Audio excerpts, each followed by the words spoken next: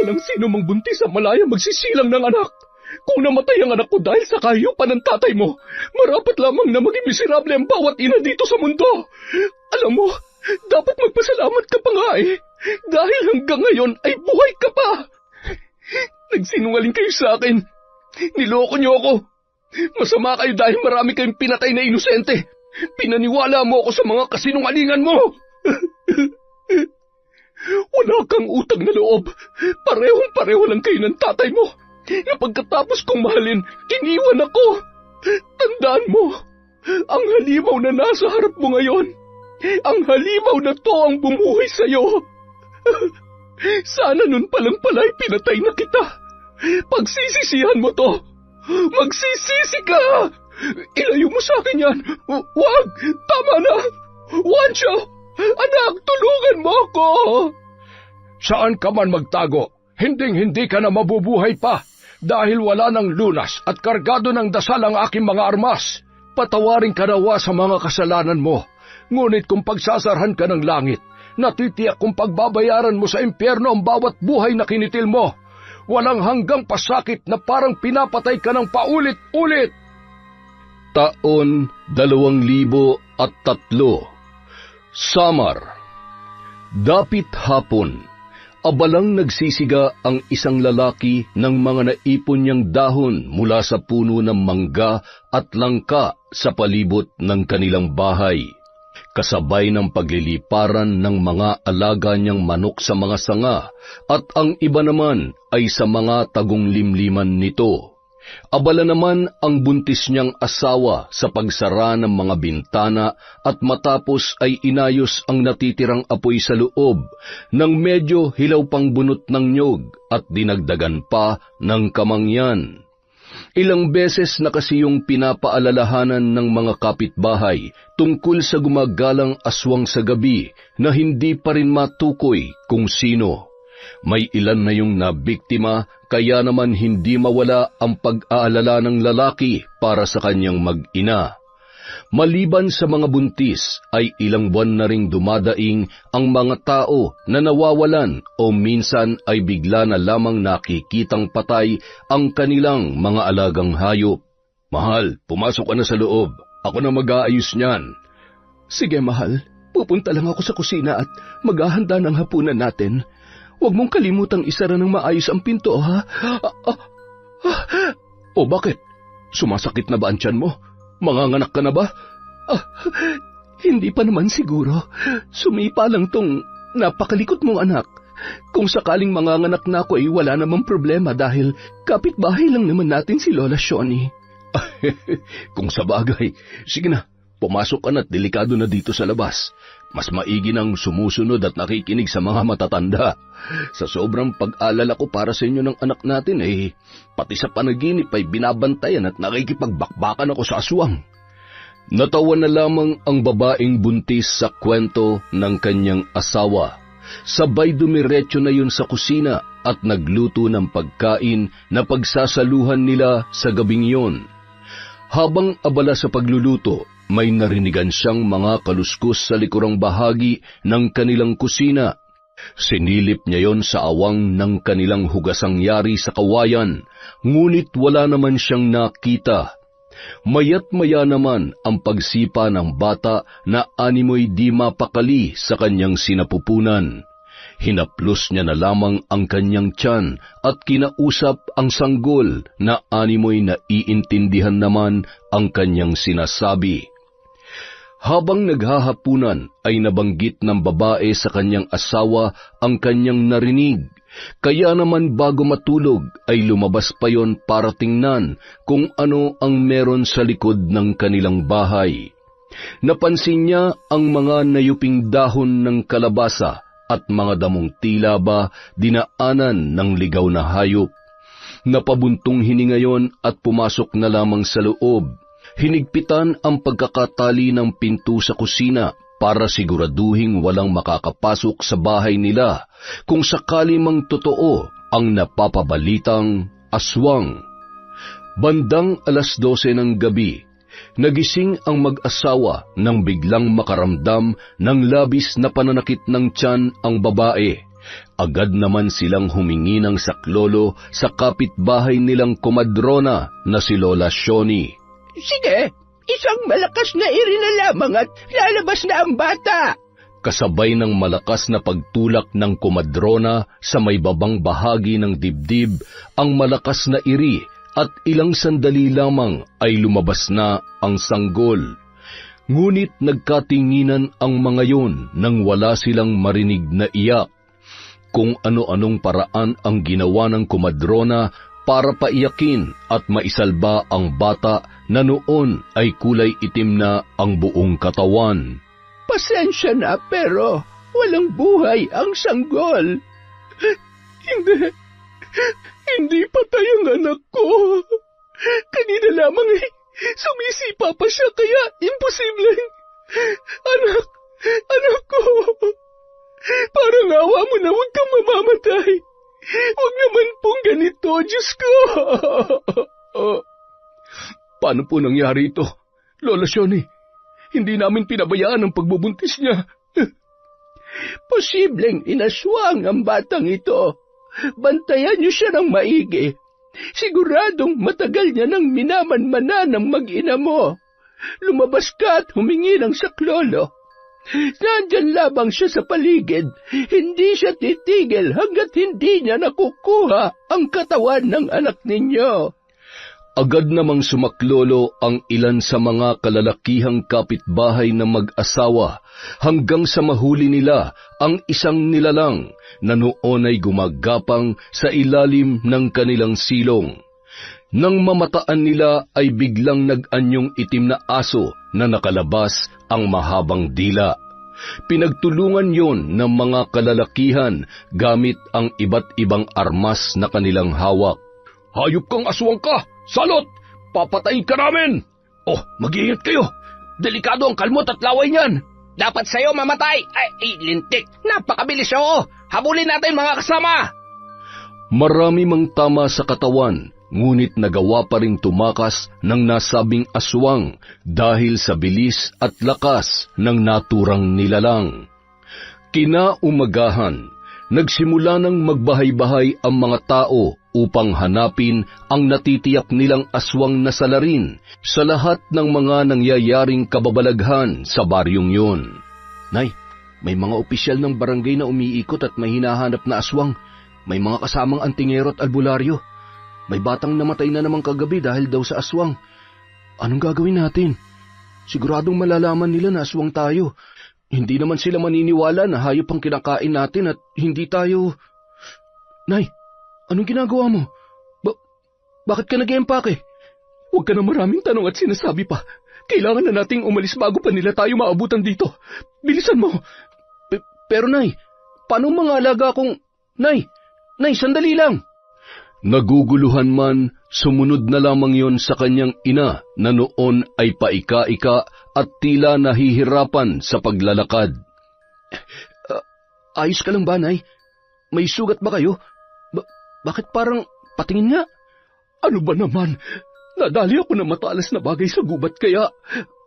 Maghihilom din agad yan. Huwag ka mag-alala. Halika na. Kailangan na natin magmadali. Nang gabi ring yon, bumiyahe sila papalayo sa baryo. Kinaumagahan ay nakarating sila sa isang lugar na malayong malayo na sa kanilang pinagmulan. Dito tayo maghahanap ng bagong matutuluyan. Mas ligtas tayo dito. Mahirap nang madamay dahil sa mga walang awang aswang na pumapas lang ng mga tao. Ay, paano na tayo ngayon, Nay? Malayo sa gubat at hindi natin kabisadong baryong to. Marami na ring tao at kabahayan dito, Nay. Mas malayo tayo makakagalaw dito, anak. Wala ni isang maghihinala sa atin. Yun nga lang ay kailangan natin makaisip ng paraan para makakuha ng pagkain at inumin. Di bale, Nay. Maghahanap po ako ng mapapasukang trabaho. Kayo, dito lamang muna kayo sa bahay. Sa tingin ko ay pwede akong tumanggap ng labada para may pang-upa tayo ng bahay. Ano sa palagay mo, anak? Pwede naman po, kung kaya nyo naman po at hindi kayo mahihirapan. Ay, sana tumagal na tayo dito, Nay. Sana walang aswang dito. Nakakapagod ng madamay dahil sa kasalanan na hindi naman tayong gumagawa. Ay. Nagtanong-tanong ang mag-ina kung saan may bahay na paupahan hanggang sa may nakita silang nakapaskil. Pinupuntahan lamang yon ng katiwala para linisan. Sakto namang dating ng isang binatilyo na malayo pa ay nakangiti na. Magandang umaga po sa inyo. Naghahanap po ba kayo na maupahan? Pwedeng-pwede po kayo dito. Mag-iisang taon na pong bakante ang bahay na yan. Kami po ng lolo ko ang katiwala. Nasa ibang bansa na po kasi yung may-ari. Medyo luma na pero matibay pa naman po. May parte nga lang po ng bubong na tumutulo kapag umuulan. Pwede ko bang malaman kung magkano ang renta kada buwan? 2,000 lang po. Ano, gusto niyo po ba? Wancho, anak, kaya ba natin? Sige ho, Nay. May nakatabi pa naman ako dito. Pwede nating ibigay bilang paunang bayad. Ayos! Sige na ho. Tumuloy na po kayo. Tutulungan ko po kayo maglinis. Ay, siya nga po pala. Yan lang po ang gamit ninyo? Wala po kayong... Ay, hindi bali na nga. Pwede nyo pong gamitin yung mga naiwang gamit dyan. Salamat sa'yo. Kiko! Kiko po ang pangalan ko. Kiko, ako si Nora at ang anak ko naman si Wancho. Sige ho. Kayo na hong bahalang mag-ayos dito sa loob ng bahay. Eto po ang susi. Ako na po magwawalis sa labas. Konti lang naman ang linisin dito. Wancho, tulungan mo na lamang siya magwalis sa labas at napakarami pa namang nalaglag na mga dahon ng puno. Patuloy sa pakikipagkwentuhan ang binatilyong si Kiko. Sa noon ay seryoso sa pagwawalis na si Wancho. Ay, pambihirang mga dahon to. Mukhang hindi tayo matatapos nito. Pagkawalis mo may malalaglag naman na bago. Ay, siya nga pala, Wancho. Saan kayo nanggaling? Tsaka, bakit napili niyong dito manirahan sa lugar namin? Naghahanap kasi ako ng bagong trabaho. Napeste kasi yung mga pananim ko sa bukid, kaya... Trabaho? Teka, uy, sakto! Pwede ka dun sa pinapasukan ko, sa meat shop ni Lola Linda. Naghahanap siya ng kasamahan namin. Simpleng trabaho lang yun. Tutulong sa pagkatay, pagtadtad, at tagakilo ng karne. Kaya siguro dito kami dinala ng mga paa namin ni nanay dahil maliban sa bahay, ikaw din ang magiging susi para makahanap ako ng trabaho. Ngayon pa lang nagpapasalamat na ako, Kokix. Naku, walang anuman yun. Masaya ako na makatulong sa inyo ng nanay mo. Bago umalis si Kiko, iniabot ng mag-ina ang paunang bayad sa bahay. Natuwa naman ang mag-ina sa kabaitang ipinakita ng binatilyo. Bandang 5:00 ng hapon, naglalakad-lakad si Wancho para maghanap ng mabibilhan ng pagkain. Mula sa di kalayuan ay sakto namang nakakita siya ng talipapa na malapit lamang sa kanilang inuupahan. Bumili siya ng laman at baga ng baboy. Kusa namang nagbigay ng dugo ang nagbabantay doon sa pag-aakalang dinuguan ang iluluto ng binata. Ayan, dinamihan ko na. Mas masarap ang dinuguan kapag maraming dugo. Ilamas mo yan sa nyog at pigaan mo ng kalamansi para hindi malansa. Dami ng dayo sa lugar namin ah. Ikaw, ngayon lang kita nakitang bumili dito. Oho, maraming salamat po dito. Walang anuman, Pogi. Balik ka ulit bukas ha. Araw-araw may bagong katay. Nakangiting tumango at tumalikod rin agad ang binata. Nagkatinginan pa ang ilang mga dalaga na nag-uumpukan sa isang kanto na animoy humanga sa pagiging magandang lalaki ni Wancho. Pasimple na lamang ngumiti ang binata sa mga yon at nagpatuloy sa paglalakad. Pagdating sa bahay, naabutan niya ang kanyang ina na nagsasara ng mga bintana. Pagkatapos ay masaya nilang pinagsaluhan ang mga binili ni Wancho. Hindi pa man natatapos sa masarap nilang pagkain, ay bigla na lamang may tumatawag sa pangalan ni Wancho at kumatok ng 3 beses. Nagmamadaling inayos ng binata ang sarili at lumabas. Hindi naman magkanda-ugaga si Aling Nora kung saan ilalagay ang mga karne na nakalapag sa mesa. Nang lumingon siya, nakita niya ang isang timba na walang laman at nagmamadaling sinilid yun doon. O Kiko, ikaw pala. Anong sa atin? Galing ako kina Lola Linda. Sinabihan ko siya na kailangan mo ng trabaho. Mag-umpisa ka na raw bukas. Hinay-hinay lang kasi. Mukhang sarap na sarap ka dyan sa chicharon na kinakain mo, ha. Pwede bang Tumakbo na yon papunta sa kusina, kaya natataranta namang sumunod si Juancho. Sakto namang katatapos lamang magpunas ng mesa ni Aling Nora at hawak ang kulay itim na basahang lumang damit na ipinampupunas niya. Itinago niya yon sa kanyang likod. Agad na kumuha ng baso si Kiko at binuksan ang gripo, sabay uminom ng tubig. Tinapik-tapik pa niya ang dibdib noon na animoy may nakabara, sabay nakahinga ng maluwag ang binata. Ano bang nangyari sa'yo, iyo? Pasensya na ho kung nagulat ko kayo. Muntik na ho akong mamatay dahil sa chicharon na to eh. Ang sarap po kasi. Gusto niyo po ba? Panalo ho to kahit walang sawsawang suka. Mukhang ang masarap, kaya lang muntik ka nang mamatay dahil sa... Gutom na po kasi ako eh, tsaka masarap po talaga to. Ay, siya nga pala, bukas dadaanan kita dito, 3:00 na madaling araw ha. Kaya ba? Sige, wala namang problema. Ang importante, may trabaho na ako kaagad. Dahil kapag nagkataon, palalayasin mo kami dito ni nanay dahil wala na kaming pangrenta. Sige, uuwi na ako at siguradong hinahanap na po ako ni Lolo. Aling Nora, pasensya na po ulit ha. Nako, wala yon. Salamat sa tulong mo kay Juancho. Inihatid nila sa may pintuan si Kiko at tinatanaw pang naglalakad papalayo ang binata. Marami pa ring mga batang naglalaro sa labas at mga taong nakatambay sa kalsada. Ay, muntik na tayo doon, Nay. Buti na lang nailigpit nyo kaagad. Kailangan talaga nating magdoble ingat. Huwag natin silang bibigyan ng dahilan para maghinala. Hindi rin tayo mahihirapan na makabili ng pagkain, lalo na ngayong nataon na sa katayan ka ng baboy magtatrabaho. Kailangan mo lang pigilan ang sarili mo.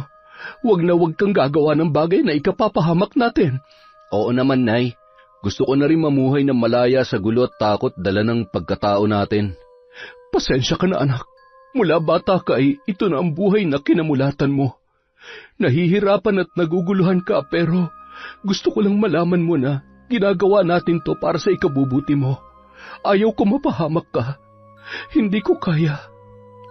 Kinabukasan, bago pa man mag-3:00 ay gising na si Juancho. Nagulat siya nang pagbangon niya ay nasa kusina na ang kanyang ina. Ang aga niyo naman hong gumising, Nay. Lumabas po ba kayo kagabi? Hindi, anak. Naninibago lang yata ako. Hindi man lamang ako abuti ng antok. Inihanda ko na ang mga damit mo. Doon sa may upuan. Kapag nakaluwag-luwag, bumili ka na lamang ng ilang pares at kakaunti lamang ang nadala ko dahil sa pagmamadali. Ayos lang po yan. Basta ho may magagamit ako. Isa pa, masipag naman ho kayo maglaba. Maya-maya maglalakad-lakad ako. Magtatanong ako kung may gusto magpalaba o baka naman may kakilala si Kiko. Sige ho, babanggitin ko po sa kanya. Hindi nagtagal, dumating na si Kiko at nagmadali na silang umalis. Pagdating sa may katayan sa likod ng luma, ngunit may kalakihang bahay ni Lola Linda, hindi kalayuan sa pwesto ng meat shop. Abala ang 2 lalaki na matagal ng trabahante ng matanda. Eksakto nilang nadatnan na tinatali at tatarakan na sa leeg ang baboy. Tumulong naman sila at napapalunuklaway na lamang si Juancho nang maamoy ang sariwang dugo na dumadaloy sa isang malaking timba. 3 baboy ang kanilang kinatay. Pilit niyang pinipigilan ang kanyang sarili sa pagkauhaw sa dugo at laman na nasa kanyang harapan. Pinagpapawisan ng malamig at hindi maipagkakaila dahil patuloy lang ang pagtulo noon sa kanyang muka at braso. Ano, Totoy? Mukhang ninervyos ka yata. Masasanay ka rin. Kailangan medyo alerto at mabilis tayo ha. Tuturuan ka namin na maayos at huwag ka rin mahihiya magtanong kung kinakailangan. Oo nga, huwag ka mahihiya sa kahit sino sa amin dito. Masaya't nagtutulungan kami. Dahil kapag may pumalpak na isa, damay-damay tayong lahat. Kung may dapat kang katakutan, si Lola Linda yon. Medyo may kasungitan at kapag puro kakapalpakan, siguradong tatamaan ka ng pandigma ang tungkod niya. Kapag nandito yun, trabaho lang. Walang gaanong kwentuhan dahil naririndi siya sa kapwa niya maingay. Kaya kung may tao man na siguradong mahihirapan, ako yun. Nagtawanan na lamang ang mga lalaki kasabay ng pagbukas ng pintuan sa kusina. Hala, sige. Magkwentuhan at magtawanan kayo para abutin kayo ng liwanag dyan. Oh, buti pumasok na ang baguhan. Anong pangalan mo, Pogi? Ako po si Wancho. Magandang umaga po, Lola Linda. Mas maganda pa ako sa umaga. Sana ganito kagwapong mukha nakikita ko sa tuwing umaga at mukhang mabango. May naamoy na naman akong... umagang-umaga ay nagkakalat ng lagim. Magbubukas na ako ng meat shop at sumunod na lamang kayo doon, Wancho at Kiko. Yung laman loob dyan sa panghuling baboy ay huwag ibebenta ha. May paggagamitan ako niyan. Agad na tumalikod ang matanda at dumaan sa likod na bahagi ng bahay papunta sa meat shop. Aba, mukhang malinaw ang ihi ngayon ni Lola. Sigurado kakapadala lang ng mga anak niyang nasa abroad. At mukhang crush pa yata tong si Wancho. Nako, magkaribal na kayo ni Kiko ngayon sa puso ni Lola Linda. Maya-maya lamang, ikinarga na ng dalawa sa kariton ang mga baboy na hiniwa sa tig-2 parte. Ang mga laman loob naman ay lilinisin pa ng ibang mga trabahante at ipapahabol na lamang sa tindahan. Pinagtulungan nila yung itulak hanggang sa makarating sa meat shop. Natuwa naman ang matanda na pinagmamasdan ang bawat kilos ng baguhang si Wancho. Maya-maya, nagpaalam na rin ang matanda at nagbilin na lamang sa dalawa kung ano ang mga dapat gawin. Hanggang 10:00 lamang sila magtitinda sa nasabing pwesto sa araw-araw. Kung minsan ay babalik sa katayan kung may ipag-uutos pa ang matandang babae. Arawan ang bayad at binibigyan pa sila ng pang-ulam na karne ni Lola Linda. Maraming salamat po dito, Lola. Meron din diyang laman loob at dugo. Kung gusto mo ay bibigyan kita. Kaunti lang naman ang kakailanganin ko dito para sa aking lulutuing hapunan. Ikaw, Kiko, gusto mo rin ba? Naku po, gustuin ko man po ay bawal naman po yan kay Lolo. Salamat na lamang po, Lola. Buti naman kung ayaw mo. O siya, kay Wancho na lamang ito. At yung isang supot ng dugo, dalhin mo na rin. Laking pasasalamat ni Wancho na sa kabila ng pagiging istrikta ng matanda ay hindi maipagkakaila ang pagiging matulungin at mayroon niyong mabuting kalooban.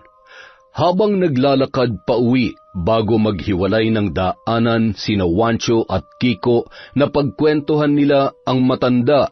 Kiko, buti na lang mabait si Lola Linda. Kinakabahan ako kanina habang nagbabantay siya. Mabait naman talaga yun, tsaka hindi yun madamot. Alam mo, dyan na yan yumaman sa pagtitinda ng karning baboy. Ang kwento nga niya sa amin, yung 5 niyang anak, lahat na pagtapos niya dahil dyan sa negosyo niyang yan. Nakakaawa lang na ngayon matanda na siya, naiwan na lang siya mag-isa dito sa probinsya. May mga asawa na raw kasi, yung 3 nasa Maynila, tapos yung 2 naman nasa ibang bansa. Yun nga talaga mahirap kapag matanda na. Maiiwan na mag-isa dahil may kanya-kanya ng pamilya, mga anak. Pero depende naman yun sa mga anak niya. Buti nga, hindi sakitin yung matandang yun eh. Sa 2 taon ko na nagtatrabaho sa kanya, ni minsan hindi ko pa nakitang nagkasakit yun. Sanay sa trabaho at negosyo. Kinukuha nga daw yan ng anak niya sa Canada eh. Ang kaso, ayaw niya. O paano, dito na ako. Bukas na lang ulit. Sarapan mong pagluluto ng dinuguan ha. Patikimin mo ako bukas. Sige, dadalang kita bukas. Malayo na ay nagsasalita pa rin si Kiko. Tumatango at kumakaway na lamang si Wancho dahil kahit bulong noon sa malayo ay sigurado na naririnig niya. Isa yun sa kanyang mga abilidad bilang aswang. Pagtapat sa isang karinderya, napatigil si Wancho at napangiti nang maisip niya kung paano bibigyan ng dinuguan ang kanyang bagong kaibigan na si Kiko, gayong hindi naman sila nagluluto ng kanyang ina. Miss, 2 order nga ng dinuguan. Sige, Pogi. Sandali lang, ha? Nakangiti namang inabot ng tindera ang binili niya, sabay inabot ang bayad.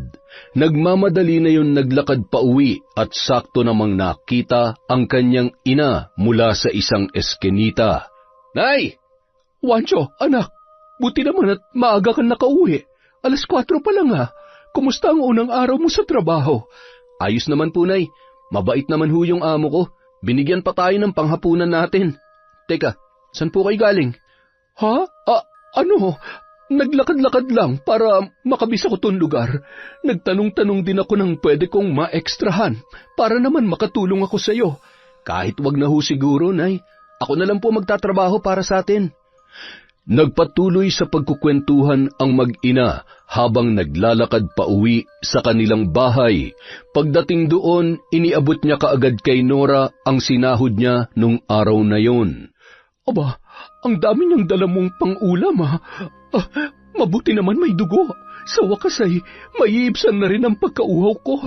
Nanunuyo ng lalamunan ko eh. Ano to? Bumili ka ng lutong ulam? Para po yan kay Kiko. Nanghihingi kasi ng dinuguan, kaya sabi ko, dadalhan ko siya bukas. Hindi naman siguro mapapanis yan dahil mukhang bagong luto. Tsaka may suka yan. Ay, kinabahan nga po ako, Nay. Buti na lang may nadaanan akong magandang tindera, karinderya. Umayos ka dyan. Kahit anong mangyari, wag ka magkakamaling matukso sa mga babae. Kapag nagkataon ay matutulad ka sa tatay mo. Baka mamaya, iwan mo rin ako o mapahamak ka lamang. Wala nang iba pang mas magmamahal sa'yo kundi si nanay. Nay naman, masyado niyong siniseryoso. Nagbibiro lang po ako. Ay, mabuti pa kumain na tayo. Medyo marami to kaya magpapakabusog tayo ngayong gabi. Kinaumagahan, masayang-masaya naman si Kiko nang iabot sa kanya ang dinuguan na isinalin sa isang may katamtamang kulay puting sisidlan. Agad niya yung tinikman. Ang sarap pa. Pareho ng timpla dun sa karinderya na kinakainan ko minsan. Ang sarap pala magluto si Aling Nora. Hindi na umimik pa si Wancho at ngumiti na lamang. Natawa siya sa kanyang loob nang ipamigay pa ni Kiko sa iba nilang kasamahan ang dinuguan na yon. Makalipas ang 1 buwan, unti-unti nang nasasanay ang mag-ina sa bagong lugar at bagong buhay nila sa baryong yon. Bagamat marami ng tao at makabago na ang teknolohiya, marami na rin pinagkakaabalahan ang mga tao. Wala ni isa man lang na maririnig na usapan tungkol sa mga kakaibang nilalang. Isang gabi, umuwi si Wancho na wala doon ang kanyang ina. Batid niyang umextra yun ng trabaho kaya gagabihin ng pag-uwi. Magpapaalam pa naman sana siya dahil niyayaya siya ni Kiko sa isang handaan malapit sa kanilang pinagtatrabahuhan. Hindi siya makatanggi sa binata lalo na at kailangan niyang makisama sa iba. Ano? Tara na! Ayos ang forma, poging-pogi. Sigurado pag-aagawan ka ron ng mga chicks na alam mo na. Ha? Wag na lang kaya akong sumama. Baka kasi magalit si nanay at hanapin ako pag-uwi. Hindi ko naabutan sa bahay. Baka mag-alala yun kapag... Ay, hindi ka na bata, pre. Tara na. Paminsan-minsan, kailangan rin mag-happy-happy. Yatid na lang kita mamaya at tutulungan magpaliwanag sa nanay mo. Wala nang nagawa pa si Wancho para tumanggi sa kanyang kaibigan. Yun ang unang pagkakataon na makikisalamuha siya sa maraming tao. Pagdating sa lugar, agad siyang ipinakilala ni Kiko sa mga naroon at masaya naman siyang binati ng mga yon. Pasimple niya pang itinatapon sa ilalim ng mesa ang pagkain na iniaabot sa kanya. Buti na lamang may isang babae na lumapit at nakipagkwentuhan na animoy interesadong-interesado sa binata. Muli namang binalikan ni Kiko ang kaibigan nang makita na nilapitan yon ni Rita. Pre, naubos mo na ba yung pagkain mo? Kiko naman, dun ka nga. Alam mo kahit hindi na kumain tong kaibigan mo, mabubusog na siya sa kagandahan ko. Di ba, Wancho? Napaka-pogi naman talaga nito. Lagot ka sa akin mamaya, iuwi kita sa bahay. Rita, huwag mong pakikialaman yung kaibigan ko ha. Mabait yan, tsaka hindi pa nagkaka-girlfriend. Ito naman, wala naman ako masamang balak dito sa kaibigan mo. Mabait kaya ako. Hoy, Wancho ha, huwag ka nagpapapaniwala dyan sa kaibigan mong bansot. Bansot ka dyan. Pangiti-ngiti na lamang si Wancho habang nag-aasaran ang dalawa, hanggang sa napilitan na lamang si Kiko na iwanan sa babae ang kaibigan at patuloy siyang nakipag-inuman. Sa kalagitnaan ng kanilang pag-uusap ni Rita, naisipan nung kumuha ng inumin. Hindi natanggihan ng binata ang pangungulit ng babae, hanggang sa hindi niya na namalayan na tuluyan na siyang tinamaan ng kalasingan. Mukhang nakakarami na ako. Dinadaya mo yata ako eh. Hoy, hindi ah. Sige na, ubusin na natin to. Konti na lang naman. Sunod-sunod na nilagok ni Wancho ang inumin na nasa kanyang baso, at tila wala na sa sariling ibinuhos ang natitirang laman ng bote at ininom din yun. Tuwang-tuwa naman ang babae na noon ay lasing na rin. Habang nagkakasiyahan ang dalawa, nakasubsob na si Kiko sa kabilang upuan. Mabilis din kasing malasing ang binata, lalo na kapag pagod. Patuloy na nagkakasiyahan ang mga naroon hanggang sa sumenya si Rita sa mga ito na uuwi na. Nakaakbay naman si Wancho sa balikat ng babae na noon ay tuluyan na ring nawala sa sarili dahil sa sobrang kalasingan. Dinala ni Rita ang binata sa kanyang bahay. Walang kaalam-alam si Wancho na pagsasamantalahan ni Rita ang kanyang kalasingan sa kung anuman na binabalak nito. Madaling araw na nang magising si Wancho katabi ang babae. Pareho silang walang saplot na nasa loob ng iisang kumot. Hindi niya malaman kung ano ang kanyang gagawin nung mga oras na yun. Lagot, anong ginawa ko? Anong oras na kaya? Kailangan ko nang umuwi. Siguradong hinahanap na ako ni nanay. Paglabas niya ng bahay, nakita niyang nakatayo mula sa di kalayuan ang kanyang ina. Nilingon niya pa ang bahay kung saan tiyak niyang naroon pa si Kiko dahil naaamoy niya pa ang kanyang kaibigan. Mas minabuti niya na lamang nalapitan ang noon ay tumalikod niya ng ina. Nay, sandali po. Hindi ka talaga nakikinig sa akin. Gusto mo ba talaga mapahamak? Bakit ba napakatigas ng ulo mo? Hawak ni Wancho ang kanyang muka at hindi na lamang umimik pa.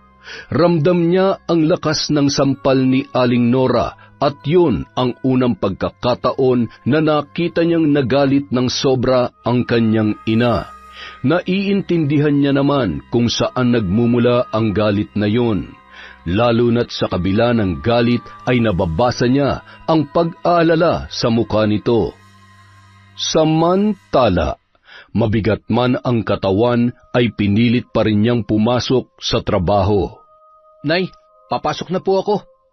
Tiningnan lamang siya ng masama ni Aling Nora. Napabuntong hininga sabay tumalikod na lamang ang binata. Ay, wala ka rin pinagkaiba sa tatay mo. Nakakalimot kapag nasa harapan na ng babae. Muling nanumbalik ang masalimuot na pinagdaanan ni Nora sa piling ng yumaong ama ni Wancho dahil sa pangyayaring yun. Samantala, halos magkasunuran namang dumating sa trabaho sina Wancho at Kiko. Anong oras ka nakauwi kagabi? Nalasing ako. Paggising ko, wala na akong kasama dun. Pambihira, hindi mo man lang ako ginising. Maaga pa. Ano kasi, sinundo ako ni nanay. Pero marami ka pa naman kasama nung pumuslit ako. Anak nang, pambihira naman oh. Talagang mahal na mahal ka ng nanay mo ah. Ay, siya nga pala. Kumusta kayo ni Rita kagabi? Nakascore ka ba? Ha? Ano yun? Ay, saan planeta ka ba nang galing? Pambihira naman oh. Halika nga't magtrabaho na lang tayo. Masyado ka namang good boy. Bandang tanghali, malayo pa ay narinigan na ni Wancho ang boses ni Rita na noon ay papunta sa kanilang pwesto Nagmamadaling magtago ang lalaki. Oh, anong ginagawa mo dyan?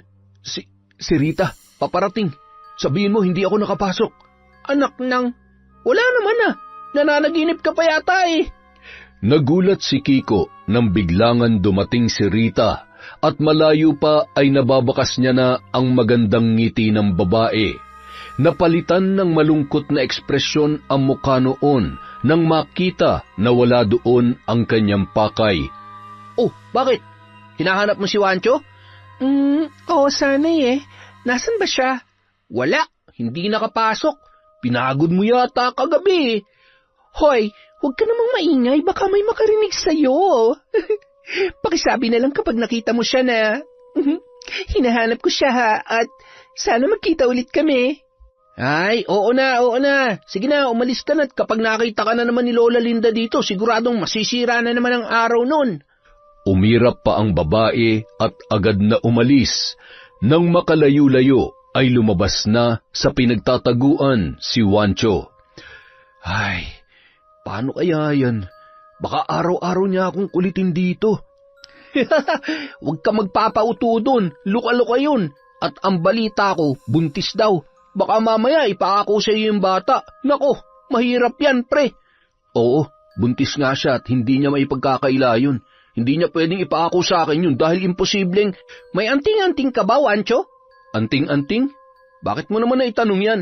Kasi, kanina, alam mo agad na paparating si Rita. Tapos ngayon, siguradong-sigurado ka rin na buntis talaga siya. Alam mo yung lolo ko, mahilig at maalam din yun sa mga ganyan. Wala akong anting-anting. Malakas lang talagang pakiramdam ko at tungkol naman sa pagbubuntis niya, halata naman sa hulma ng katawan niya eh. Kung sa bagay, buntis? Sino ang buntis? Nakabuntis ka, Wancho? O sino sa inyong dalawa, ha? Wala po, Lola. Ang pinagkukwentuhan namin ay yung buntis po na bumili kanina. Ano po kasi, muntik niya na pong makalimutan yung sukli. Ayos lamang yon. Huwag lang yung pagbabayad ang makakalimutan at siguradong malulugi tayo. Siya nga pala. Ibalot mo nga yung atay na natitira at iuuwi ko. Nagkatinginan ang dalawa at agad namang sinunod ang utos ng matanda. Pagkuway tumalikod na yon at tila nagmamadaling umalis. Ano kayang ginagawa ni Lola sa mga lamang loob? Mag-isa lang naman siya sa bahay. Imposible namang sa araw-araw na pagluluto niya ng mga yun ay kaya niya yung ubusin. Hindi naman siya ganun kalaki.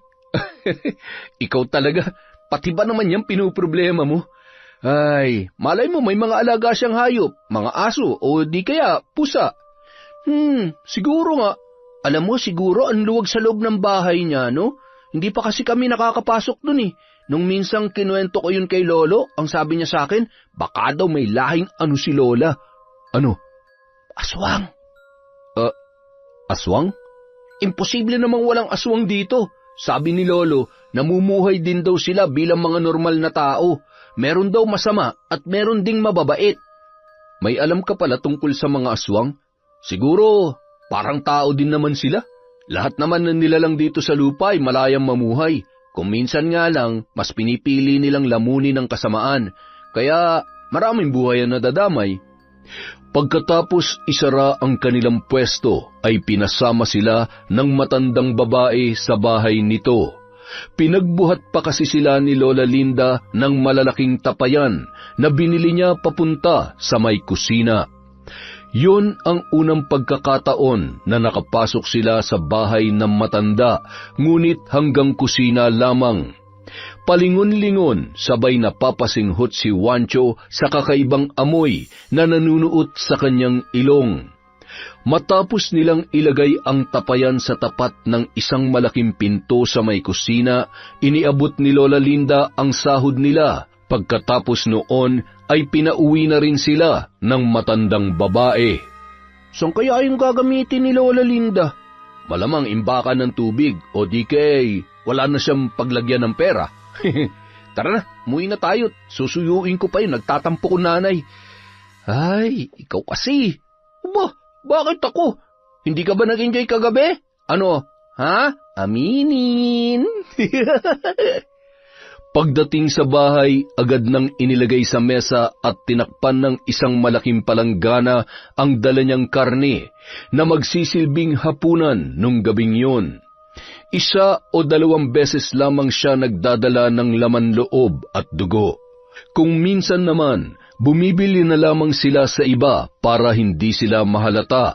Dahil nasa sentro sila, marami namang bilihan doon. Ilang sandali pa, agad na pinuntahan ni Juancho ang kanyang nanay sa silid nito. Nagmano siya sabay malungkot na tinitigan ang hindi niya mabasang ekspresyon ng kanyang ina. Galit pa rin kayo sa akin, Nay. Pasensya na ho. Hinding-hindi na po mauulit. Ay, at sa tingin mo, hahayaan ko pang mangyari ulit yon? Kumain ka na. Ayan ang damit mo, magpalit ka. Hindi niyo po ba ako sasabayang maghapunan? Ay, wala pa akong ganang kumain. Tirahan mo na lamang ako kung gusto mo. Matulog ka na pagkatapos mong kumain at hindi ka nalalabas kung sakaling mangyayain ka ni Kiko.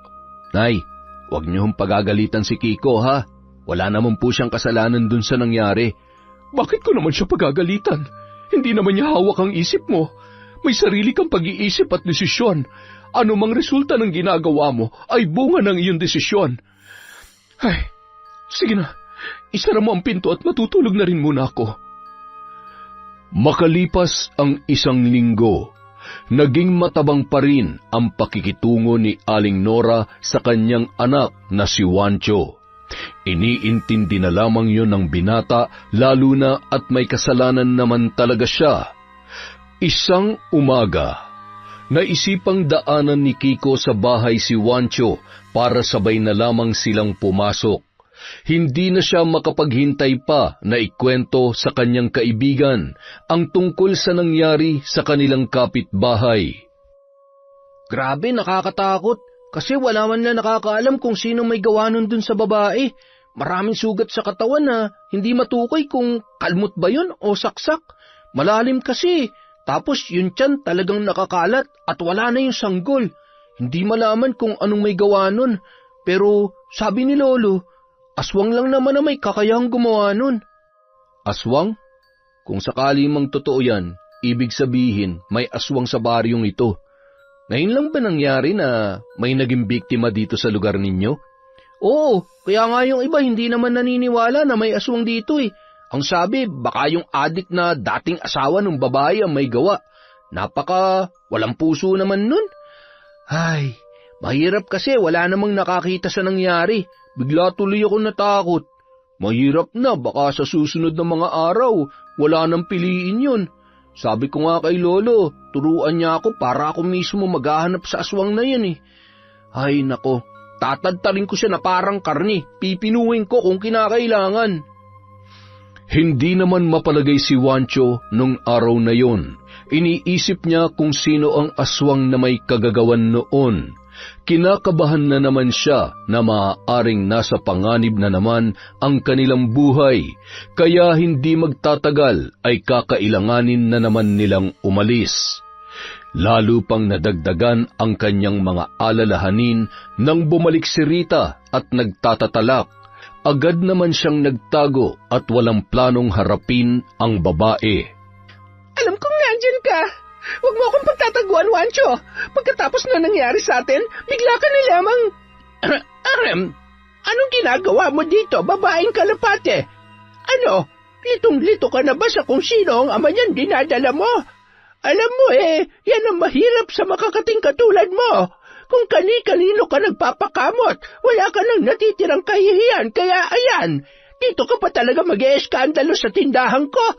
Aalis ka o ipapabarangay kita. Lahat na lang ng mga naging tauhan ko ay tinikman mo. Uutakan mo pa si Juancho. Bago pa yan dumating dito ay nagdadalang tao ka na. Hindi na nahiya. Ganon? Pakialamera ka talaga kahit kailan. Aray, bitawan mong kamay ko. Ano ba? Akala mo kaya mo ako? Baka pagsisihan mo sa oras na dumampi sa balat kong kahit dulo ng daliri mo. Umalis ka na bago pa maubos ang pasyensya ko.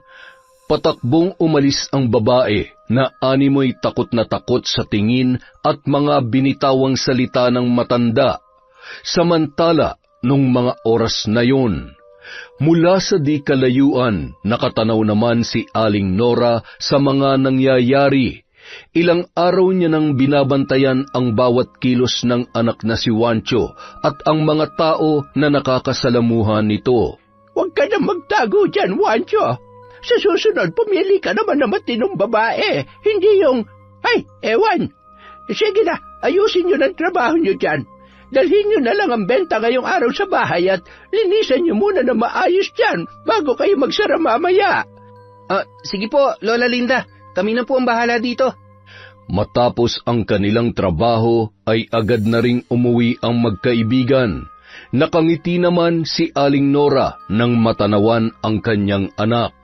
Natitiyak niyang laman loob at dugo ang bitbit noon. Hindi ka nagalit, Nay? Akin na yung bitbit mo para makakain na tayo at makapagpahinga ka na. Pasensya ka na, anak. Alam mo namang nag-aalala lamang ako para sa iyo. Gumaan na ang pakiramdam ng binata nung gabing yon. Matagal niyang hinintay na manumbalik ang mga ngiti sa muka ng kanyang ina. Bago matulog, lumabas yon sa may kusina. Bilog na bilog ang buwan. Naalala niya na kung nasa liblib na lugar lamang sila ay malaya silang makakapagpalit anyo at makakapaghanap ng sariwang pagkain sa gubat.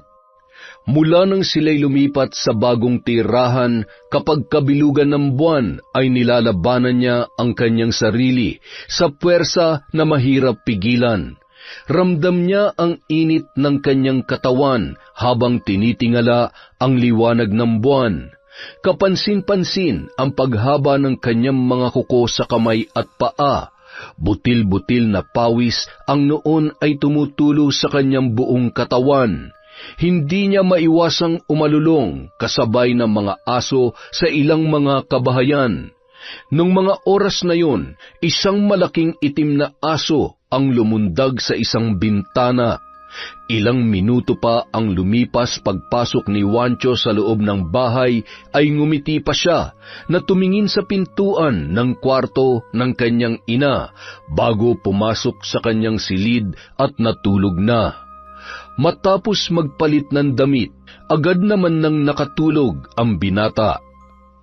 Samantala, hindi mapakali si Rita sa kanyang higaan.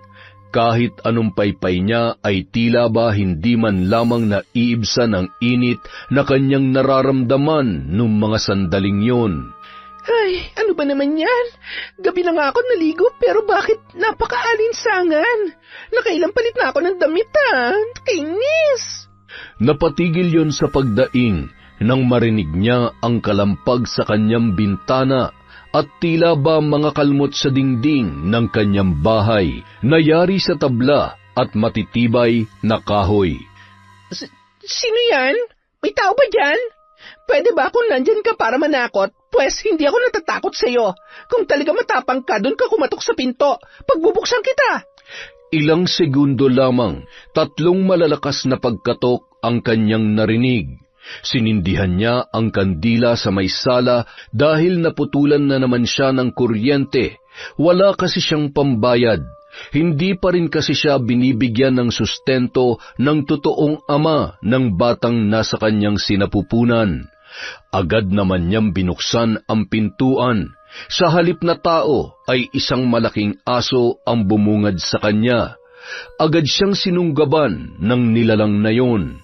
Unang sinakmal ang kanyang leeg, dahilan para hindi makahingi ng tulong ang babaeng buntis na nasa 3 buwan pa lamang ang tiyan. Ilang sandali pa, bumalik sa normal na anyo ang aswang at nakangising hinahawakan ang tiyan ng babae. Nagngilid ang luha ni Rita habang inaaninag ang muka ng isang babae hanggang sa unti-unti na yung nalagutan ng hininga. Inilabas ng babae ang kanyang dila at nagmistula yung matalas na bagay na bumaon sa puson ni Rita at nilantakan ang maliit na nahuhulma pa lamang na bata sa kanyang sinapupunan. Hindi pa yun nakontento, gamit ang kanyang kuko ay hiniwa niya ng tuluyan ang tiyan at doon ay walang pakundangan niyang nilantakan ang laman loob ng naturang babae. Muli yung nagpalit anyo bilang isang napakalaking aso. Hinila ang katawan ng babae gamit ang kanyang mga matitibay na pangil papalabas sa loob ng bahay noon. 3:30 ng madaling araw, pasipul-sipul na dumaan sa tapat ng bahay si Kiko, papasok sa kanilang trabaho. Napatigil siya nang maaninagan ang tila ba nakahandusay sa tapat ng bahay ni Rita. Dala ng kuryosidad, lumapit siya at nang maaninagan kung sino ang taong yon, ilang segundo pa ang kanyang hinintay para tuluyang makalabas ang boses sa kanyang bibig. Tulong! Tulong! Agad naman naglabasan at nakiusisa ang mga tao na hindi rin makapaniwala sa sinapit ni Rita. Pangalawa na ito. Buntis ang tinitira ng nilalang na nasa likod ng mga nangyayaring ito. Ay, Diyos ko po, hindi ito normal na paraan ng pagpatay. Wala nang natitirang takot sa Diyos at di man lamang naawa sa biktima. Kahit naman ganyan si Rita ay hindi naman yata makatarungan na mamatay siya sa ganyang paraan. Ay, kawawa naman. Mukhang tama nga si Lolo. Aswang nga may gawa nito. May mga aswang na rin sa baryo natin. Dapat tumalaman ni Lolo. Kailangan mahuli ang mga aswang dahil kapag nagkataon, marami pa mabibiktima at mamamatay. Nagkakagulo at nag-uumpukan ang mga tao na may iba't ibang haka-haka sa nangyari. Napakunot noon naman si Wancho nang matanawan ang kaguluhan at nang maaninagan ni Kiko ang kaibigan ay agad yung tumakbo papalapit. Wancho, patay na si Rita. Pinatay siya ng... halos magkapareho ng paraan ng pagpatay sa buntis noong nakaraan. Ha? Ano? Sino may gawa nun? May nakakita ba? Alam mo, malakas ang hinala ko na tama si Lolo na may aswang nga dito. Pero kung sino, yun ang hindi ko rin alam. Siguro, asawa ng mga nakakarelasyon niya o baka may kaaway siyang... Sandali, hindi ba kahapon nag-away si Lola at si Rita? Hindi kaya... Si Lola Linda? Ay, imposible naman yun. Walang imposible, Wancho. Magaling magtago ng pagkatao mga ganyang uri ng nilalang. Mapagpanggap at alam nila kung paano linlangin sa katotohanan ng mga tao. Pero masyadong mabait si Lola Linda. Sa tingin ko, hindi niya magagawa ang iniisip mo. Yun na nga eh. Alam mo, maraming tao na binubulag tayo sa pansamantalang kabutihan para makapaghasik ng kasamaan. Kaya sa ngayon, kailangan natin malaman ng totoo. Kailangan kong tulong ni Lolo at sana tulungan mo rin ako na hanapin ang aswang na pumapatay ng mga buntis dito sa baryo. Ano, Wancho? Ay, sige, tutulungan kita. Sa ngayon, pumasok na tayo sa trabaho. Magmadali na tayo at siguradong iinit ang ulo ni Lola Linda kapag naunang gumising yun sa atin. Halika na, bilis. Tumakbo na tayo. Hindi batid ni Kiko ang pagkabahala ng kaibigan. Hindi mawala sa kanya na paghinalaan din si Lola Linda, lalo na't ramdam niya ang galit ng matanda sa babae. Anong klaseng aswang kaya siya? Hindi namin siya kauri. Pero alam ko na may itinatago rin siyang sekreto. Pero kung siya nga may kagagawan nito, siguradong may malalim siyang dahilan. Hindi lang dahil sa nagkasagutan sila kahapon. Ay... Iba ang tingin ng magkaibigan sa noon ay matamlay na si Lola Linda. Noon lamang nakita ni Kiko sa ganoong sitwasyon ang matanda. Nababakas nila sa mukha nito ang lungkot at hindi rin yun masyadong umiimik. Maaga rin silang pinagsara nung araw na yun. Pagsapit ng hapon, pag-uwi ni Wancho ay agad niyang ikinwento sa kanyang ina ang nangyari. Tingnan mo nga naman, kahit gaano pa kabait ang matanda, ay napupuno rin. Sa tingin ko ay tama ka, anak. Mag-isa lamang siya sa buhay, at sabi mo ay hindi rin siya basta-basta nagpapapasok sa kanyang bahay. Posibleng may malaking kasalanan ng babaeng yun sa amo ninyo. Kung sakaling hindi siya aswang, maari rin namang dayong aswang na dito naman naisipang mambiktima. Ay... Hindi naman kasi lahat anak ay mas pinipili ang nakasanayan natin. Kahit minalas tayo dahil sa hindi tayo normal katulad ng iba, nasasaatin pa rin kung pipiliin nating maging mabuti o masama. Kaya lang po sa ngayon, ang pinoproblema ko ay kung paano matutulungan ng kaibigan ko. Gusto niya malaman kung sinong aswang na pumapatay. Naghihinala siya kay Lola pero paano kung mapatunayan niya na hindi si Lola at malaman niya na aswang ako dahil maraming alam ang lolo niya sa aswang. Kaya kahit anong mangyari, kailangan natin mag-ingat at umiwas na magpapakita sa lolo niya. Baka kasi sa oras na malaman niya Anak, walang makakaalam sa sikreto natin at wala rin makakapanakit sa atin. Gagawin kong lahat para protektahan ang ating sikreto. Kung kinakailangan na magpakalayo-layo, gagawin natin yun ng paulit-ulit. Masiguro ko lamang ang kaligtasan nating mag-ina. Samantala. Apo, halika. Ito ang sagot sa mga katanungan mo. Ang boteng ito ay tinatawag na panghabak. Kailangan mo ito para malaman kung may aswang na umaali-aligid. Maaari mo silang iwasan. Para sa katulad mong hindi marunong makipaglaban ay mas maganda kung yun ang gagawin mo. Baka mapahamak ka lamang dahil malalakas ang mga yan. Hindi mo sila kaya. Marami ka pang dapat matutunan. Isa pa, wala namang dahilan para patayin natin sila. Wala naman silang kasalanan sa atin. Huwag mong susubukan na magpakabayani, Kiko. Dahil kapag napuruhan ka, tatamaan ka pa sa akin. Paano naman po yung mga susunod na biktima? Mas maawa ka sa sarili mo. Akala mo naman kaya mong patayin ang mga yan na parang lamok lamang. Huwag matigas ang ulo, Kiko. Ay. Samantala, dahil sa kagustuhan ni Wanchong sagutin ang kanyang haka-haka ay naglakad-lakad siya ng gabing yun habang nababatid niya na mahimbing nang natutulog ang kanyang ina. Sa labas ng bahay ng matanda ay nakikiramdam at nagmamanman ang lalaki. Pumunta siya sa may gawing likod. Nakahanap siya ng pagkakataon na mag-anyong pusa at lumusot sa isang butas papasok sa kusina. Nadatnan niya ang matanda na may bitbit na timba at may hawak na susi. Sa loob ng kwarto, nakita niya ang mga naglalakihang tapayan. Mga alaga ko, alam kong nagugutom na kayo. May dala akong pagkain, kaya lumabas na kayo riyan. Lumundag ang tatlong nilalang mula sa tapayan. Kakaiba ang mga itsura noon kesa sa karaniwang aso at kambing, ngunit may pagkakahawig ang mga yon. Paatras kong maglakad at walang kasing sayang nilantakan ang dalang karne na inilagay ng matandang babae sa sahig. Busugin niyo ako ng swerte at kayo naman ay bubusugin ko ng... Napatigil ang tatlong sigbin nang maramdaman ang presensya ni Wancho na nagmamasid bilang isang malaking itim na pusa. Lumabas ang mga yon sa kanilang silid na animoy naislantakan ang pusa na noon ay namumula ang mga mata. Sandali! Saan kayo pupunta? Bumalik kayo sa tapayan, ngayon din! Pati pusa ay gusto ninyong patulan para naman kayo mga ginugutom. Ay! Nagmamadaling tumakbo si Wancho bilang isang pusa papauwi sa kanila. Napatigil siya nang makarinig ng tili mula sa isang bahay.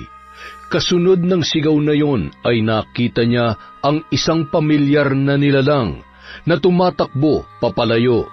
Nakiramdam siya sa paligid at nang lumabas ang lalaki ay humihingi yon ng saklolo sa mga kapitbahay. Tulong! Tulungan niyo kami! Ang asawa ko! Duguan yun at maraming kalmot sa muka at sa kanang braso. Agad naman nagsilabasan ang mga tao para tumulong. Nakakatakot na dito sa lugar natin. Pangatlo na to at hanggang ngayon ay hindi pa rin nahuhuli ang kung sino may gawa nito. Kawawa naman. Kabuwanan na sana ay nangyari pa ito sa kanya. Walang kasing bilis na kumaripas ng takbo si Wancho at umuwi sa kanilang bahay.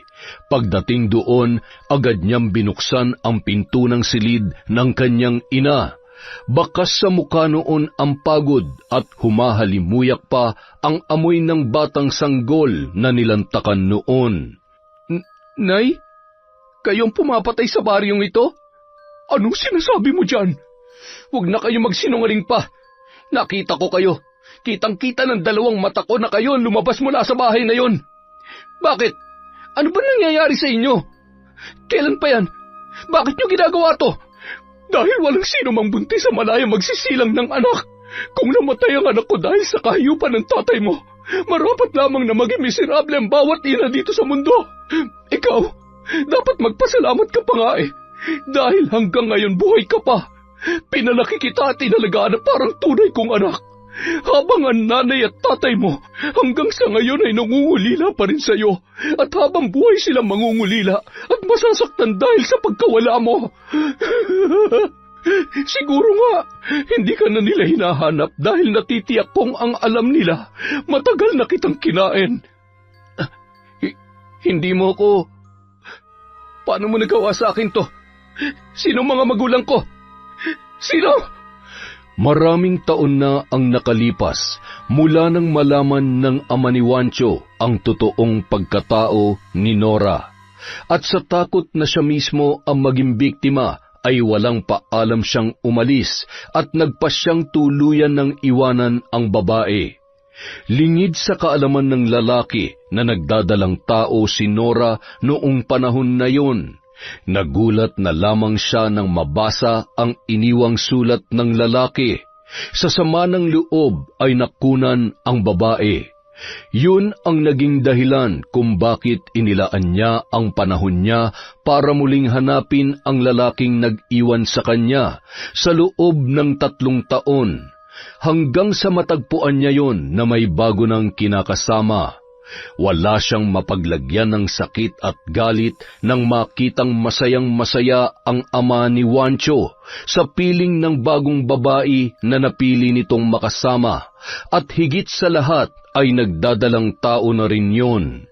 Isang araw matapos ipanganak ay sinugod niya ang mag-asawa sa bahay at kinuha ang inosenteng sanggol.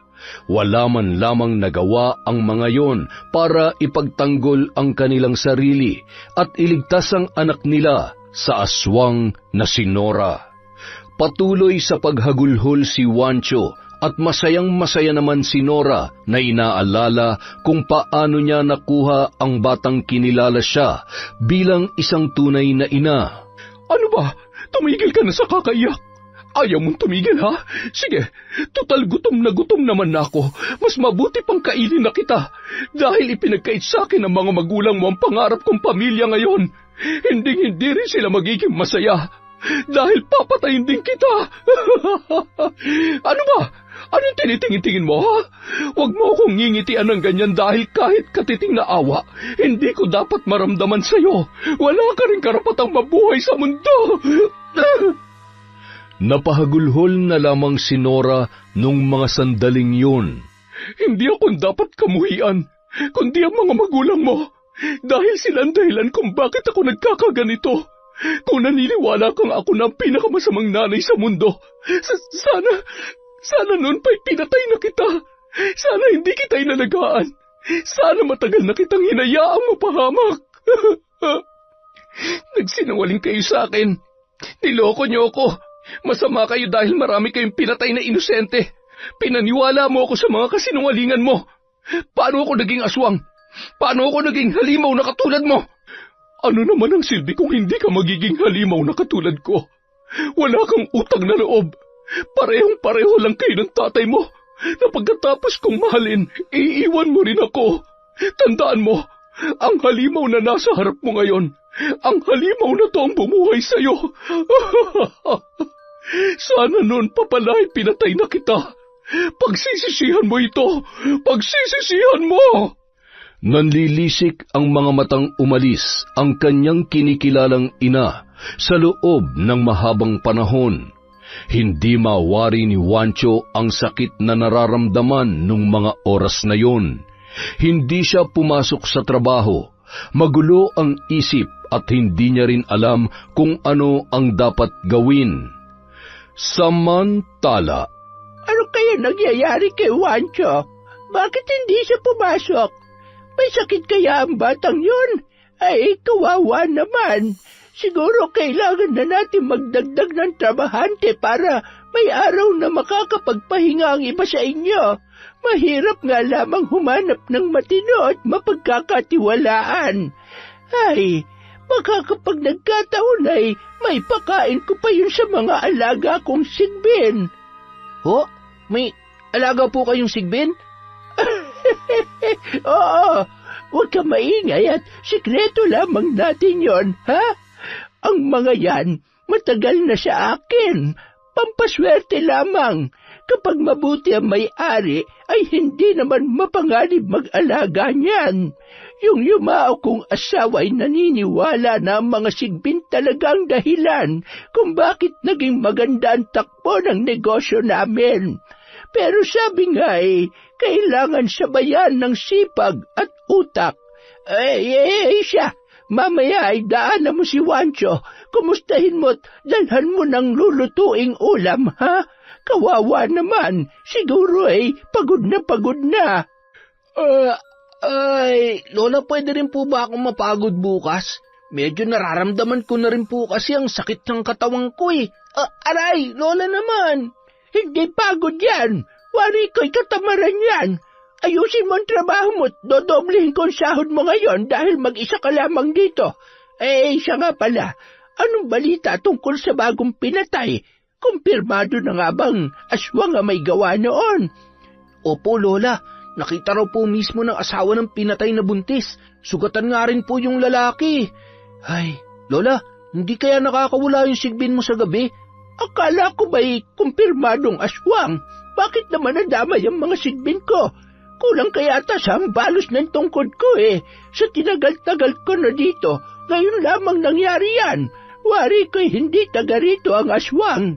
Isang dayo mula sa mga karatig lugar kung saan talaga naman marami pa ring aswang. Akalain mong dumayo pa sila dito? Ay, dapat na lang talaga tayo mag-ingat.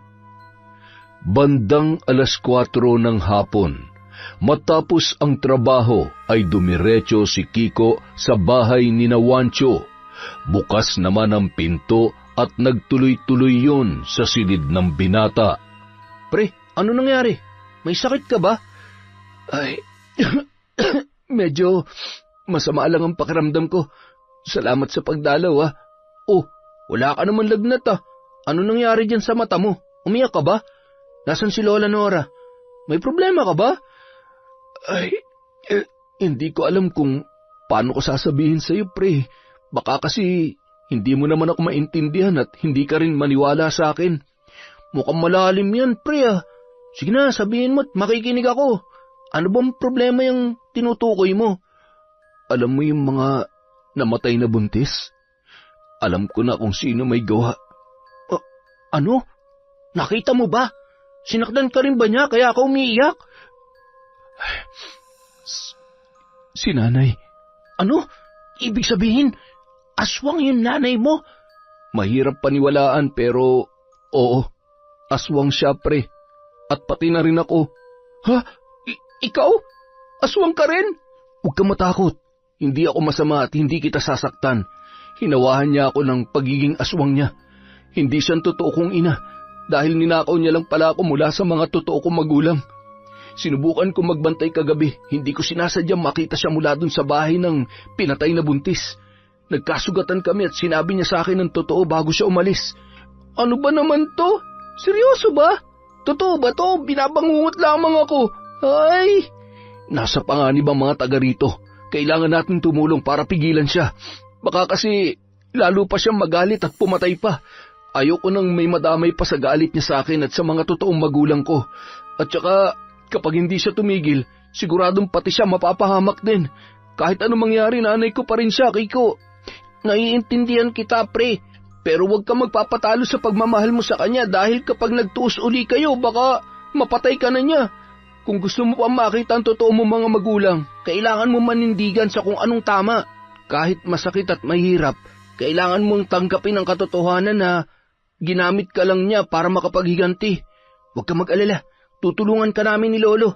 Sandali lang, bakit parang mainit ang bulsa ko? Aswang ka nga. binigay sa akin to ni Lolo para malaman ko kung may aswang sa paligid. Ay, teka, sigurado kang hindi mo ako sasaktan, ha? Tsaka, siya nga pala, yung dinuguan. Hindi nyo naman hinaluan ng kung ano yun, di ba? Ay, ang totoo niyan, binili ko lang talaga yun dun sa karinderya. Ay, sigurado ka, ha? Ayaw ko maging aswang. Baka mamaya bigla na lang din akong mauhaw sa dugo ng tao. Ay, naku po, Diyos ko. Huwag naman po sana. Nung mga oras na yon, isinama ni Kiko ang kaibigan sa kanilang bahay. Sa unang pagkakataon, nagkita ang kanyang lolo Tolome at ang kaibigan niyang si Juancho. Ops, diyan ka lang. Huwag ka magkakabaling pumasok sa bahay ko. Hahampalusin kita nitong buntot pagi. Lolo, hindi po siya masama. Kaibigan ko ho siya at hindi niya ho tayo magagawang saktan. Siya ho at yung nanay niyang nangungupahan dun siya. Mga aswang ang pinatira mo sa bahay natin na yon. Inang mahabagin naman, Kiko, oo. Lolo, pasensya na po kayo. Pero gusto ko lamang pong malaman nyo na nandito po ako para patunayan sa inyo na wala ho ako masamang hangarin sa mga tao dito sa lugar ninyo. Hindi ko po alam na ang kinikilala ko pong nanay ang pumapatay sa mga buntis. Huli na po para malaman ko ang katotohanan dahil maging ako po na itinuring niyang anak, ginamit niya lamang para makapaghiganti. Tulungan niyo po ako mahuli at labanan siya. Sa tagal na panahon ko nang tinalikuran ang pagtugi sa mga aswang, hindi ko may papangako mapagtatagumpayan natin ang gusto mong mangyari. Pero, sige, magtulungan tayo para wala ng buhay ang mawala pa. Panahon na para gamiting muli ang aking anting-anting at kaalaman para sa ikatatahimik ng mga taong nakatira sa lugar na ito. Inilabas ng matandang lalaki ang matagal niya ng itinatagong mga armas na pamatay ng aswang. Iniabot niya ang punyal sa kanyang apo at isang itak na kulay tanso. Nakipag-ugnayan sila sa opisyal ng barangay sa planong pagdakip sa aswang na si Lola Nora at paalalahanan ang bawat kabahayan na magdoble ingat. 12:00 ng gabi, patuloy sa paglalakad ang tatlo nang biglang may humarang sa kanila na isang malaking itim na aso. Agad yun nagpalit anyo at walang kasing lakas na tumawa na animoy hindi man lamang natatakot sa mga armas na bitbit ng mga taong nasa kanyang harapan. Talaga namang naghanap ka pa ng mga kakampi. Para ano? Para patayin ako? Yun ba, Juancho? Hindi mo man labang ba inisip kung anong pwede mangyari sa kanila? Ano kaya kung lapain ko na ang bawat parte nitong kaibigan mong... Bitawan mo ako! Hindi mo sa akin makukuha ang punyal na ito! Hindi pala, ha? Ano, lalapit kayo o ako mismo magtatarak ng punyal na ito sa hambog na lalaking ito? Nay, tama na. Bitiwan mong kaibigan ko. Gusto niyong gumanti sa mga magulang ko? Sige, patayin niyo ako. Ako ang saktan niyo at mangako ka sa akin na hindi ka na mananakit ng mga inosenteng tao. At sino ka para utusan ako, ha? Wala akong pakialam sa kanila. Hindi mo ako pwedeng diktahan sa kung ano ang dapat kong gawin, Juancho. Papatay ako hanggat gusto ko. Walang sino man ang makakapigil sa akin. Matapang ka masyado, ha? Sige, tingnan na lang natin kung kakayanin mo ang pangmalakasang anting-anting na kahit demonyo'y kayang paluhurin. Hawak ang kanyang kwintas. May mga inuusal na salita ang matanda na unti-unting nagpahina sa aswang na babae. Ilayo mo sa akin yan. Wag, tama na. Juancho, anak, tulungan mo ako. Nay? Huwag kang lalapit sa kanya. Huwag mo na siyang subukang linlangin. Nababasa ko ang takbo ng isip at plano mo. Hindi ka magtatagumpay dahil ngayong gabi magbabayad ka na sa lahat ng mga kasalanan mo. Napakarami mo na palang pinatay. Masyado ka nang nagpatalo sa galit, sakit at kasamaan dyan sa puso mo. Lolo, sandali lang ho. Nay, sumuko ka na lang. Marami pang paraan para magbago at talikuran ng... Juancho, isasama kita hanggang kamatayan. Nang makita ni Kiko ang nakaambang mahahabang kuko ni Nora, ay tumakbo siya at hihilahin na sana ang kanyang kaibigan. Juancho! Wag! Ang sama mo talaga! Humanda ka! Nagmamadali siyang dinampot ang punyal at itinarak yun sa likod ng babaeng aswang. Kasunod noon ay ang 3 hampas ng buntot pagi sa likod noon na mas lalong nagpahina at nagpahiyaw kay Nora. Muling dinampot ni Kiko ang punyal. Gigilitan niya na sana ng leeg ang babae nang mabilisan niyong nagpalit anyo at kumaripas ng takbo. Saan ka man magtago, hinding-hindi ka na mabubuhay pa dahil wala ng lunas at kargado ng dasal ang aking mga armas. Patawarin ka nawa sa mga kasalanan mo, ngunit kung pagsasarhan ka ng langit, natitiyak kung pagbabayaran mo sa impyerno ang bawat buhay na kinitil mo. Walang hanggang pasakit na parang pinapatay ka ng paulit-ulit. Nakarating yon sa paanan ng isang bundok, malapit sa isang malalim na ilog. Ramdam na ramdam niya ang bilis ng panghihina habang gumagapang sa mabatong bahagi. Unti-unting sumasagi sa isip niya ang masasayang sandali na kasama ang nag-iisang lalaki na minahal niya sa kanyang buhay. Tumatak sa kanyang isipan na dahil sa pagmamahal na yon ay tuluyan na siyang nabulag sa kasamaan. Ngunit sa huling sandali ng kanyang buhay, napagtanto niya na si Juancho, ang batang pinagkaitan niya ng masaya at malayang buhay kasama ang mga totoong magulang nito, ang nagpatunay sa kanya ng totoong pagmamahal. Patawarin mo ko, Diyos ko. Sana'y bigyan niyo ng pagkakataon na mabuhay si Juancho. Mahal ko siya. Minahal ko siya sa kabila ng lahat. Patawarin mo ko, anak. Sana'y mailigtas ka pa nila. Dumanak ang dugo sa batuhan. Kasabay ng pagkalagot ng kanyang hininga ay ang malakas na buhos ng ulan. Unti-unting tumaas ang tubig hanggang sa matangay ang katawan ng babae. Pinagtulong-tulungan naman ng mga kalalakihan na buhatin ang katawan ni Juancho papunta sa bahay ng maglolo. Juancho, lumaban ka. Hindi ka pa pwedeng mamatay. Marami pa tayong baboy na kakatayin, uy. Hanapin pa nga natin yung nanay at tatay mo, eh. Mahanap natin sila, kaya lumaban ka. Tumabi ka nga, Kiko. Hindi pa yan mamamatay. Lumayo-layo ka't ayaw ko nang nagagamot ako ng natataranta. Hinubad ng matanda ang isa sa kanyang mga kwintas at isinuot yon sa binatilyo. Ilang sandali lamang nagkamalay na si Juancho. Si nanay, magpalakas ka muna. Kailangan mo rin tanggapin na nakatakdang mangyari ang mga bagay na ito para malaman mo ang kwento sa likod ng pagkatao mo. Maaaring mahirap dahil minahal mo siya at kinalala bilang tunay mong ina. Ngunit sa kabilang banda, wala nang mas masaya pa kung makakasama mo ang totoo mong mga magulang na matagal nang nangungulila sa iyo. Pre, napulot ko ang kwintas na ito. Sa tingin ko, isa to sa makakatulong sa atin para mahanap sila. Kung ang babaeng ito ang nanay mo, yung katabi niya, yun ang tatay mo. Marahang pinagmasdan ni Juancho ang kwintas na may hugis puso at sa loob noon ay mayroong 2 larawan. Kung makikita ko silang muli, matatanggap kaya nila ako? Isa na rin akong aswang katulad ni Nanay Nora. Huwag ka mag-alala. May pag-asa ka pang gumaling dyan sa pagiging aswang mo.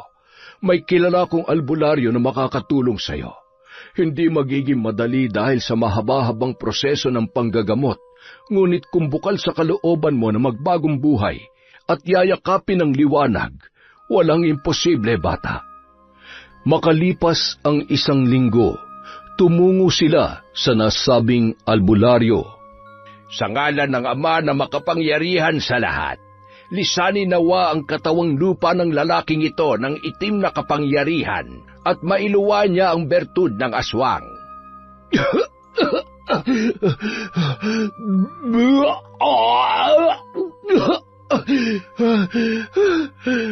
Kailangan nating sunugin ang batong ito. Malaya ka na, iho. Isa ka na ulit normal na tao.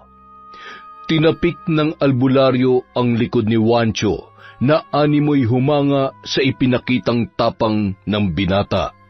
Masayang masaya ako't unti-unti na nating nagagawa ang ating mga plano. Hindi ko alam kung paano magpapasalamat sa inyo ni Lolo. Ang dami niyo nang naitulong sa akin. Maraming salamat talaga, Kiko. Huwag mong isipin yun. Magkaibigan tayo. At ang tunay na magkaibigan, nagtutulungan ng walang hinihinging kapalit. Magpahinga ka muna't malayo-layo pang biyahe natin pauwi. Siguradong nag-aalala na sa atin si Lolo. Makalipas ang 6 na buwan, sa wakas ay natagpuan na nila ang lugar kung saan naninirahan ang kanyang mga magulang. Magandang araw po. Ako po si Kiko at siya naman po si Juancho. May kilala po ba kayong Nora? Ito po yung kwintas niya at... Bakit kilala niyo si Nora? Alam niyo ba kung nasan siya? Bakit nasa inyong kwintas na ito? Ako ang batang pinalaki niya. Bago siya nawala ay tsaka ko lamang po nalaman na hindi po pala siyang totoo kong magulang. Wala nang salita pang lumabas sa bibig ni Ricardo. Napahagulhol na lamang yun at tinawag ang kanyang asawa at mga anak na noon ay nasa kusina. Umiiyak sa tuwa ang mag-asawa na hindi makapaniwala na sa loob ng mahabang panahon, sa wakas ay ang mismong anak pa nila ang nakatagpo sa kanila. Masayang-masaya naman ang 2 kapatid niyang babae na sa wakas ay makakasama na nila ang kanilang panganay na kapatid. Ipinagpatuloy naman ni Juancho at Kiko ang pagtatrabaho kay Lola Linda. Ay, buti na lamang at naisipan niyo pang bumalik dito, mga damuho kayo. Nakakaubos ng pasensya yung mga pansamantala kong pinalit sa inyo. Kung hindi lang ako nakapagpigil ay talaga namang pinakain ko na sila sa mga sigbin ko. Ay nako, sige na, kayo nang bahala dito at magpapakulay muna ako ng buhok. Namuti ng lahat kakahintay ko sa pagbabalik ninyo. Lola, parang masayang-masaya kayo ngayon Siyempre, bukod sa nandito ng 2 kong poging tindero ay papauwi rin ang mga anak ko sa susunod na linggo. Alam nyo na minsan lamang kami magkita-kita at matagal ko nang pinagdarasal ito. Naging masaya naman sila para sa matandang amo. Ramdam nila ang pangungulila noon sa kanyang mga anak. Samantala, umuwi naman si Juancho sa kanyang pamilya 2 beses sa 1 buwan. Sa kagustuhan ni Lolo Tolome na ituring na rin siyang apo, ay doon na siya pinatira ng matanda sa bahay ng maglolo. Nagsasama-sama at nagtuturingan bilang isang tunay na pamilya. Walang mapaglagyan ng tuwa at saya si Juancho sa kabila ng mga pinagdaanan niya. Sa bandang huli ay natatamasa niya ang simple ngunit mapayapang buhay. Gaano man kapait ang kanyang nakaraan ay nagpapasalamat pa rin siya sa itinuring niyang inang aswang. Yon! Maraming salamat po sa walang sawang pagsuporta sa kwentong Enteng. Dahil dyan, meron po ulit tayong shout out. Simulan po natin kay Mel Santarita. Hi po kay Faye Yuson. Kay Leyan Lumentigar. Kay Gian Lumentigar from Chabi, Liego. Hi po kay Gina Fajardolihat. Hi kay Jennifer Mauricio, kay Lucille de Lima, kay Jesus Alegre. Hello po kay Teresa Barcelona. Shout out kay Noraline Olitsub, kay Angeline Ignacio, kay Carlo Casapaw. Hello po kay Romeo A. Marcelino at Arian G. Leonora.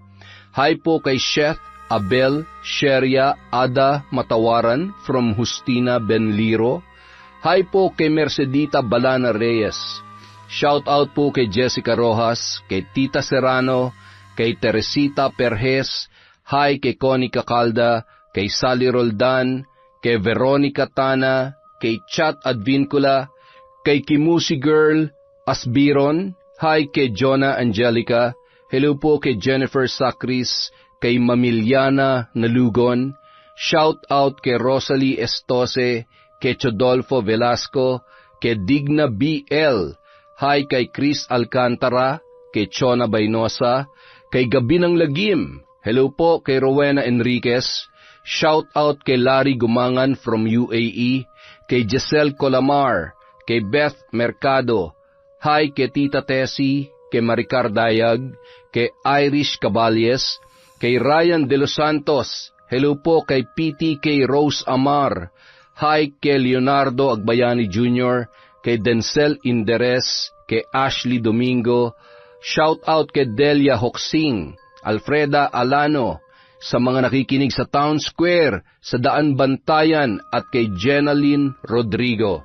Hi po kay Shobe TV, hi kay Gay Somodio, kay Cheryl Olpus, kay Lilia Bautista, hi kay Marites at Benson Sumanting, hello po kay Endring Montuerto, kay Venus Ravas, kay Sakinia TV, hello po kay Zairab Sharif, hi po sa Tidoy family from Alma Tidoy, kay Mavis Tempest, hello po kay Salvi Isubol, kay Edita Ganigan, kay Imelda Cervantes, shout out kay Evelyn Reyes, sa Galedo family from Rai, Active Worms, Marilina Cervantes, I Love Traveled, kay Jubongs at Amihan, Kabodbod, hi kay May Mags, kay Dores Orpeza, Antonio Orpeza, kay Johan at kay Joseph, kay Ray, Billy, Jenny May at Lucy Buendia, kay Rani Viray,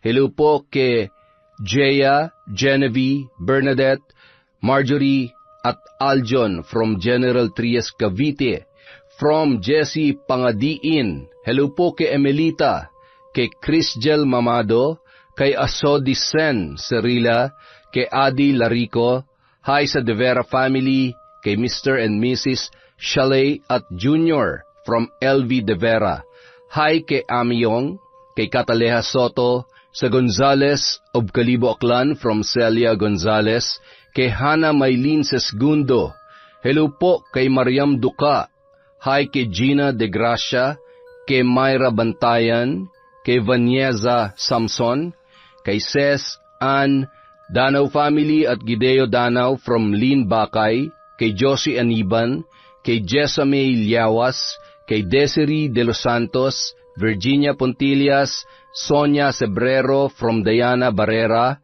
kay Elaine Quemada, kay Florence Gervasio, kay Messiah Hud Masukat, kay Alma Naong, kay Blue 90, kay Kay Alcazaren, kay Donna Barcoma, Marites Villanueva, Earhart The Great Vlog, kay Myra Bantayan, kay Gemstone Claro, kay Elaine Cadiente, hi kay Monica Nieves, kay Gemma De Ocampo, at Rose Strong OFW.